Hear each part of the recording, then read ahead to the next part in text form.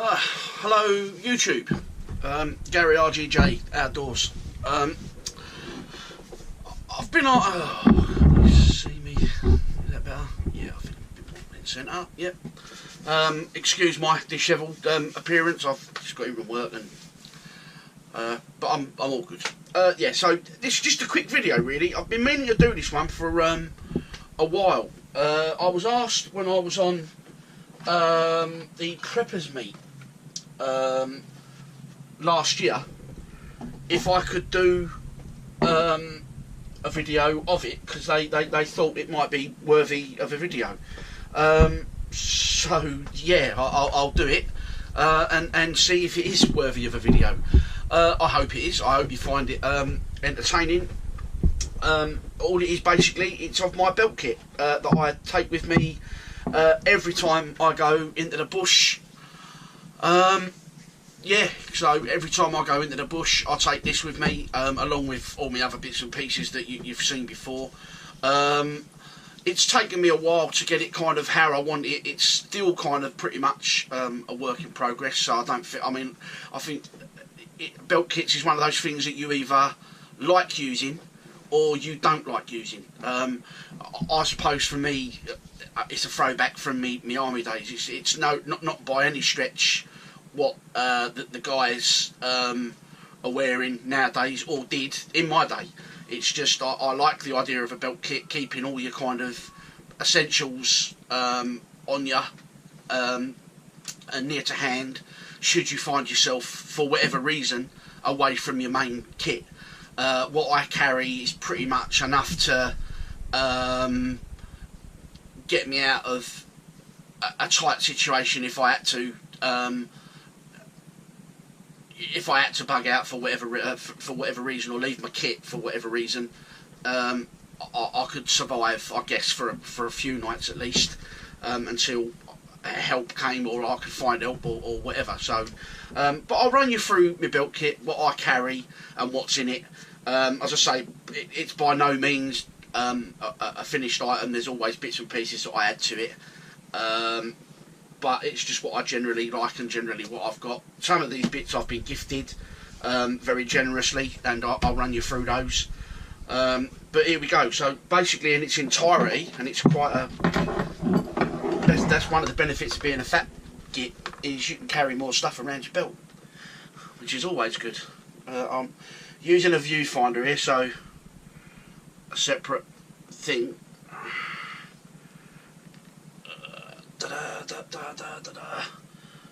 Right, so there it is, and I'll try and break it down into its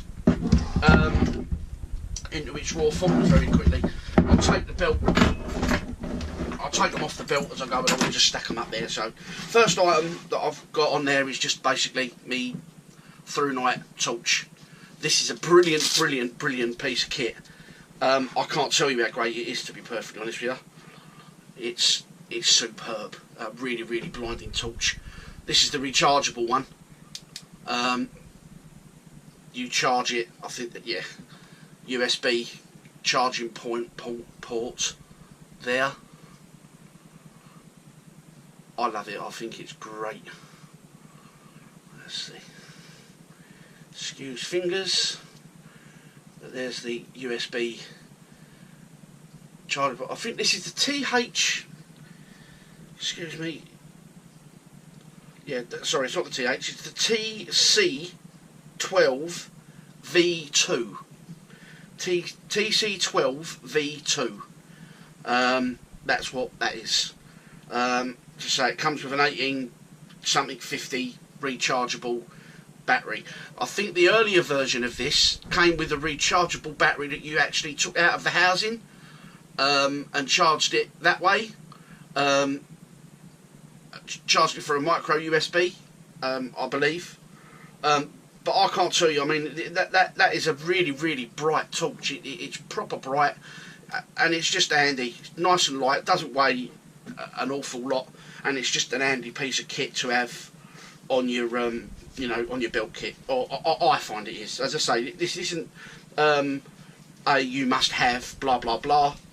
Because we're all different and we all like different stuff. The world would be a very boring place if we was all the same, wouldn't it? but I like it, and so that's why it earns a place on my build kit. So bang, that's that. You've all seen this before, part of my cutting kit. It is my little Hultafors classic mini hatchet.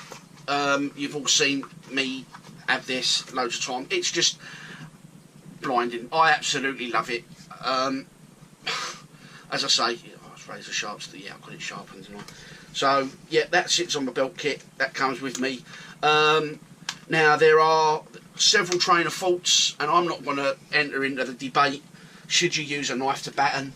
Well, if that's the only piece of kit that you've got and you need to batten wood, then yeah, you will batten with a knife. Do you have to? No, you don't have to. There are other ways of doing it, but it's whatever you've got. So carry multiple bits of kit. That leads me on again to the Jacklaw. That sits on my belt kit, and that comes out with me absolutely every time I go camping. I would not leave home without this piece of kit. Then again, that opens up the other debate. Should you use a knife to batten with? Well, I'll tell you what, Sandy, you'd be most upset if you weren't using this knife to batten with. You can. He's done it. It holds up. You know, yeah, you can. Do I want to? Me personally, yeah, I have. So yeah, I do. But I've got the axe here as well. So you know, whatever your train of thought is, train of thought is. You know, should you batten with a knife? If it's all you've got, yes. If there are other ways of doing it, do other ways. Whatever. But you know, look after your kit. So that leads me on to another piece of kit. From battening wood and stuff like that, you need methods of firelighting. This is probably one of my favourite pieces of kit, actually. I bought this from Beaver Bushcraft, and it is my Hudson Bay. Get it out of there. My Hudson Bay fighting. I don't know why. I just love the retro kind of look. This is in copper. You can get them in brass. I just like the way that the copper patinas over a while. I could, if I wanted to, polish it up and do all of that, but I kind of like the greasy finger marks all over it and the, you know, and having it. It's a complete kit. You know, there's everything in there. Look, charcloth, flint and steel, jute twine, everything in there to get, you know, get a fire going. But that is by no means my only method in my belt kit. I do carry others, of which you'll see. So there's that.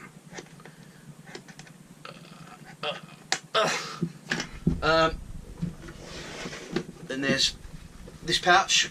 This was part of a birthday present. What's that on there?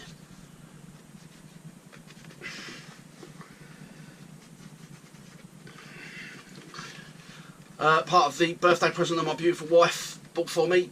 Inside this pouch is oh yeah, this is a beautiful little gift that somebody gave me, and I forgot the name now, which is absolutely terrible a minute, and I've forgotten, so I do apologise, but if you recognise yourself, please know that I absolutely love it and it's great.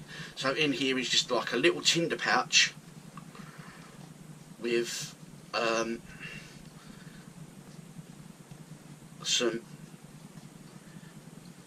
just tinders basically. I've got some sawdust in there. I don't know whether you can see. Yeah, a little micro. This is what I like as well. Look at that. Look how dinky that is. Little dinky. Yeah, little dinky. Bit lighter. Tiny little thing. Beautiful. Great. And it's flint and flint on there. So even when it runs out of gas, I can still use it on charcloth, whack a bit of charcloth, and I've got an ember going and blah blah blah blah blah. I don't need to tell you a lot about the fire triangle, do I? And how to start fires, you all know how to do that. And in there was another little tin, and in there also is another little bit, another little bag of dry stuff that'll help catch and get a fire going. So, you know, get that going. So there's combustion, cutting. There's a little bit of cordage on there as well. So there's three of the C's, blah blah blah. If you follow that kind of stuff. Right, let's have another. You've all seen this as well. This is from my fantastic friend and loving to death, Dave Outlaw. The big ferro rod with the lovely antler handle. I mean, just to give you a kind. Now I'd say I've got medium-sized paws, but even so, that is just a massive beast of an handle that you can get. You do know that it all. You've seen it all before. It comes with its own little striker in there and everything. Blah blah blah. But I can use it. I can use a knife if I have to. Whatever, you know, it's there. So there's that. You've all seen it.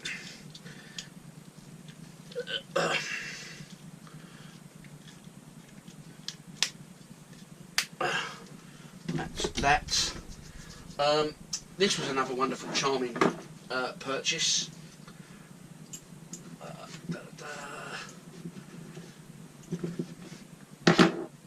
And it's my dump pouch, all leather, and it is absolutely beautiful. I'm sure you all recognise the work of Andy Sparks, and it was him who made this, so you're all well aware of the quality.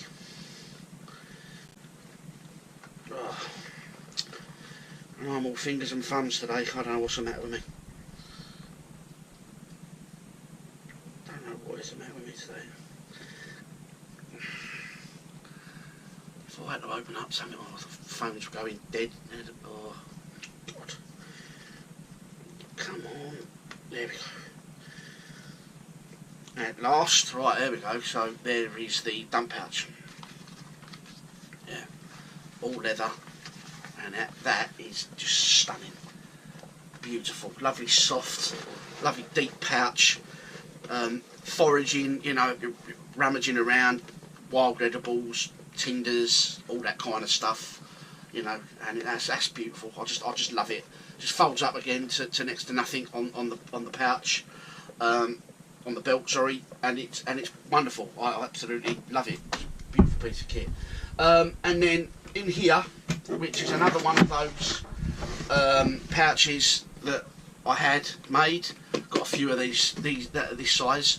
In here is my Sawyer mini filter. Yeah, kit, bag, water and stuff like that. Now I also do carry, although it isn't on the belt at the moment,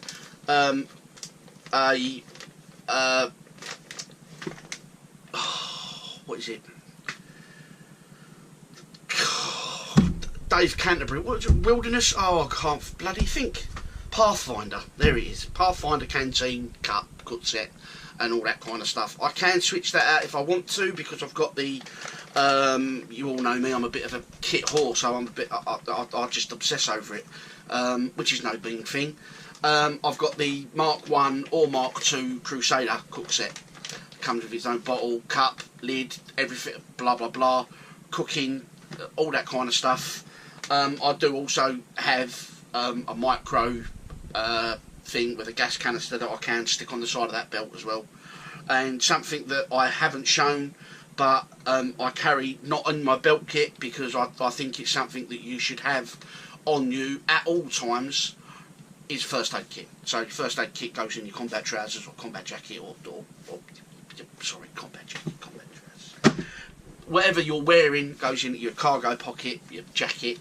Have that on your person at all times, you know. And that's my kind of philosophy on it. I hope you enjoyed the video.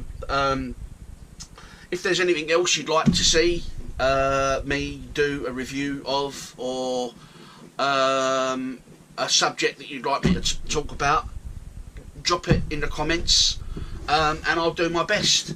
As I've hastened to add, I'm by no means a expert in this field. I don't think there are experts. I think there are very, very many very talented and very well versed people in this subject, but I don't think they're experts by any stretch. I don't think anyone can call themselves an expert in this field, because you're always learning, in my opinion. You might be very, very knowledgeable and very proficient in a certain aspect of fieldcraft or bushcraft or whatever it is you like to think, but to say that you're a bushcraft expert, there are so many different skills involved in that you might be proficient in all of them, but that's proficient doesn't make you an expert, in my opinion.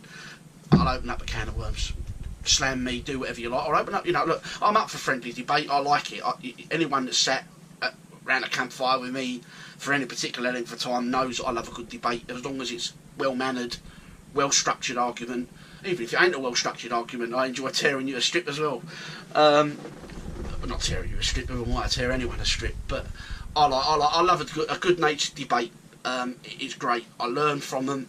I'm far removed from any kind of expert at all, but I enjoy doing it, and I like the kit that I use that makes my time and my experience in the field enjoyable for me. It's not everybody's cup of tea. I don't like sitting there particularly carving and a cookser. I can't do it. Is it a skill that I want to learn? Do I need to learn it? I've got a mug. As long as I don't lose my mug, I'll be alright. And if I lose my mug and I need a drink of water, I've got my hands. I've cut my hands. There's this. I don't know. There's loads of different things and loads of subjects that just pop a link and yeah, I'm quite happy. I think it's Kev's chat tonight, Wednesday. So I'll pop on and have a look. Catch you all on that. Please like, comment, subscribe, do whatever you want, share it, whatever. But yeah, sorry I haven't been out as much as I have been, as much as I'd like to. But as I say, I'm on the back end now of recovering from not being that well and not able to get out. But that will be changing soon. I've got to tidy up in the shed. The shed took a bit of an hammering over the winter, over the roof went. So everything in the shed got soaked. There's mould everywhere, mildew everywhere, so I'm in the process of just slowly drying it out. Fortunately, I haven't lost much, although I have lost a few bits, which is absolutely sickening. But there it is. It is what it is. You just have to deal with it. It's life, isn't it? So I've waffled on and rambled on enough. As I say, I hope you've enjoyed the video. And look forward to catching you on the next one. So from there, that'll be Gary RGJ Outdoors out. See you later on.